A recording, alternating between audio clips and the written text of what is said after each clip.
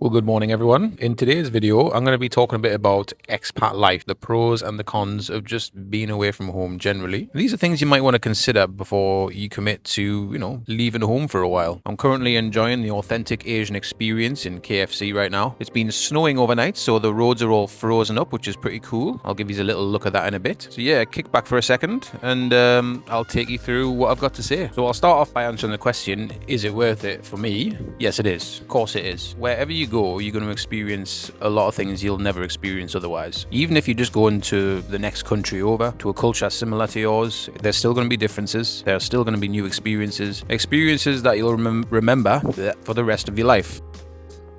Oh my god, they're playing Enya in here. Enya. Who remembers Enya? My mom used to play that in the car when we went on these long drives, and it used to drive us nuts eventually. So yeah, is it worth it? Yeah, of course it is. But there are also difficulties involved. The first and most obvious one is if you've got ties to family and you like your home, you're going to miss home. And you might think, oh, well, it's only this long of a journey to get home. I can get home every weekend. I can get home every month. I can get home a few times a year. Well, usually it's much less than what you anticipate. For example, for me here in China, I only get to visit home once a year if I'm lucky, which is not enough. And that's because it takes so long to get home and the flights are so expensive. That should be changing soon as I'm starting to save a bit of money here. But there's another one. If you're going away to save money, it takes time. You don't just start saving straight away. There are setting up costs. You might have to get into debt just to be able to go overseas. Flights are expensive. You'll have to pay for a hotel when you get here. You've got to, put a deposit down for a new apartment or whatever. And then you're going to have to pay for everything while you're there. You're going to have to get all your, everything in that you need to live. And that takes money. So unless you've got lots of money, if you've got loads of money, this doesn't really apply to you, I guess. Oh, check out this dog.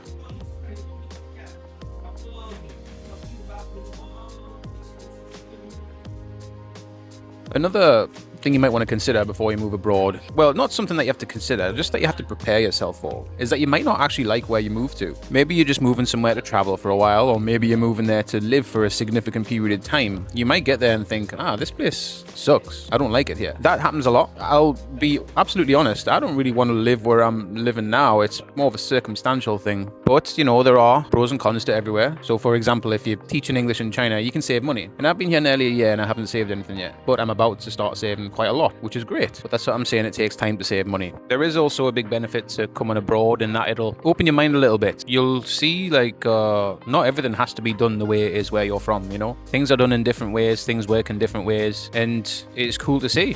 Another good thing to consider is that when you're abroad, wherever you've chosen to relocate to, there will be the opportunity to, travel a bit more in those areas. So for example, I'm here in Asia. Well, I'm going to Thailand in 9 days and it's only down the road essentially. Still takes a bit of time to get there, but it's not like it is from the UK to Thailand, for example. And that's really nice. I get to spend a fair bit of time in Thailand. I will be vlogging that. That does come with a caveat though. How much time do you get off from work? When you go abroad and you're working, it's not all some big holiday. You've got to work, you only get a certain amount of weeks off per year. Now, if I could recommend anyone that's going to teach English overseas, I would say get a job in a public school or something like that, where you get the holidays. So my first job, actually a few of my jobs here in China, I'd only get a few weeks off in the year in total. In this public school, I get over 3 months, which is a world of difference, of course. So I can actually travel with this current job. So not all jobs are created equal, and it's not a big holiday, but it can be quite a long holiday if you get the right job. Right, well, I should probably head off to work on these frozen roads. So I'll catch up with you in a bit.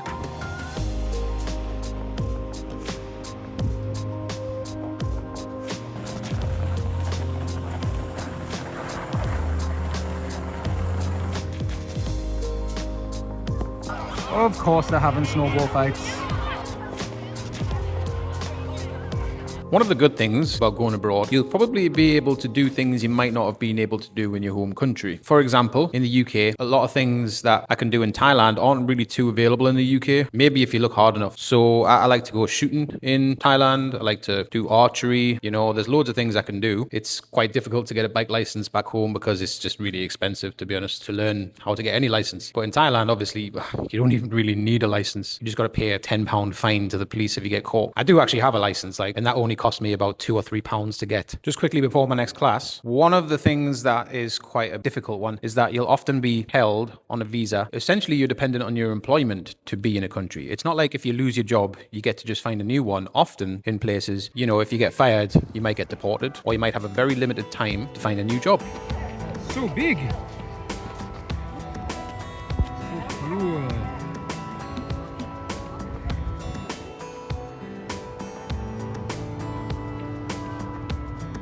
you will not have access to your home food. You won't. Even if you have, let's say, again, another example from the UK, fish and chips, right? I've only ever seen one legitimate fish and chips in Asia, and that's in Chiang Mai, 9 more days. It's called the Chippy at the Gate. I've never had anything close to that, not even in Shanghai, not anywhere in China actually. It's just very hard to find.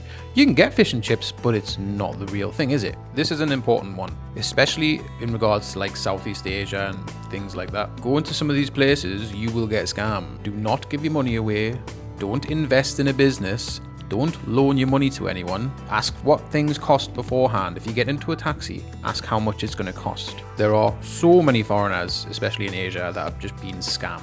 Some out of a lot of money as well. And often it's, you might talk to the police about it, but a lot of the time they're not on your side. So just be wary about where you're flashing your cash and who you're giving it to and why. Basically, just don't give anyone anything. It can be very difficult in terms of administrative duties, like opening a bank account and things like that, doing all the visa sort of stuff. Of course, it varies wildly, depending on where you're going and why you're going. Often, your employer will take care of these sorts of things. Often. The language barrier is another one. It can be very difficult and even quite isolating. And that ties into my next point. If there aren't many other foreigners or expats around where you are, you might struggle to make friends. And honestly, a lot of jobs out there in a lot of places in the world, they might promise you can save this much, it costs this much to live on, blah, blah, blah. Especially in Thailand, they'll often pay 30 to 40,000 Thai baht a month. They'll say that that's enough. It's enough to scrape by.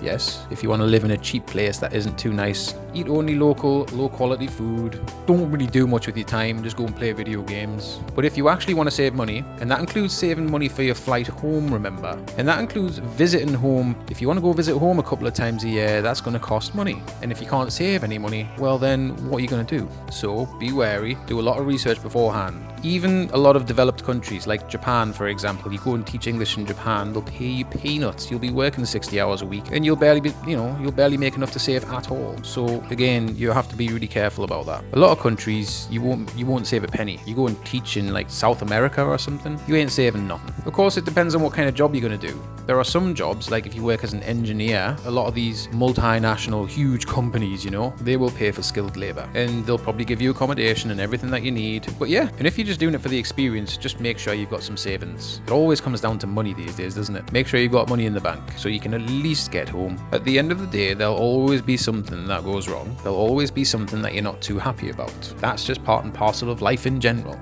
But is it still worth doing? Of course it is. It's worth the experience. Go out and live your life. The world's a big place. Go on, get yourself out. And as long as you've got your flight money to get back, maybe a bit extra, as long as you've got a bit of cash in the bank, go try it anyways. Who cares? I'm back having an authentic Asian experience once again. KFC, which is where I get my coffee from a lot of the time.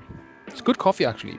I'll touch on culture shock a little bit. Sometimes it can be quite hard to get used to a new culture, and then the reverse happens when you go home. You might have spent a few years abroad, you'll go home and it's strange to you. It's not necessarily a bad thing, it's just a thing. I'm going to wrap this video up shortly. The most difficult things are the visas and the instability, and the dependence often on an employer.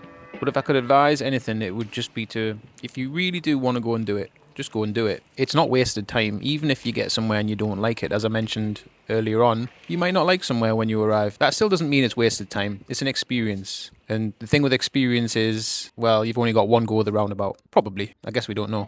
But just go out and do it. And if you don't like it, go home. It's the only thing you need is a little bit of cash. It's always money. Everything in life, isn't it, these days? Money, money, money. But that's how it is. So as long as you got money to go home, I say go and do it. Well, I hope this has been somewhat helpful. I hope these insights have maybe helped you make a decision, or at least given you some warning about the things that you might have to look out for and prepare yourself for. I need another coffee. But, thank you for watching anyways. Take it easy, guys. Have a good one.